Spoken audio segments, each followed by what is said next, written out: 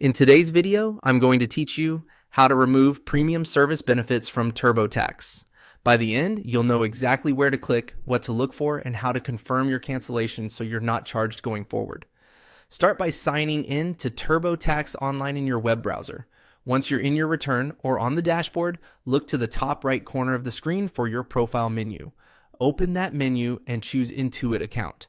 This takes you out of the tax prep view and into your main account area, where all your subscriptions and billing details are managed. If you're on a phone or tablet, you may need to open the menu first, then tap your account name to find the same option. Using the same account you originally used to purchase your premium benefits will ensure everything you see is accurate.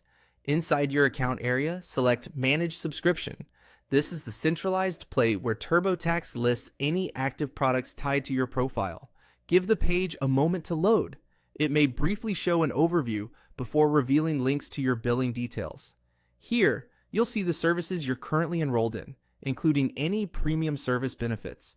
Think of this as your control panel for renewals, plan changes, and cancellations. Next, go to the section labeled Products and Billing. Locate the TurboTax entry that mentions premium or premium services. Open that entry and look for the option to cancel, turn off auto-renew, or remove benefits. Click the cancellation option and follow the on-screen prompts to confirm. You may be asked to acknowledge that certain added features, like priority support or protection services, will end when the current period expires. After confirming, you should see the status update to show that the renewal is off or that the service is canceled. Many users also receive an email confirmation. Keep that for your records. If you prepaid for a period, you'll typically retain access until the end of that billing cycle. If this was a one-time add-on tied to a specific filing year, canceling stops future renewals but doesn't retroactively refund past charges. For your peace of mind, consider taking a quick screenshot of the products and billing page after the change. That's it. Refresh the page to verify the status shows as canceled, and you're all set.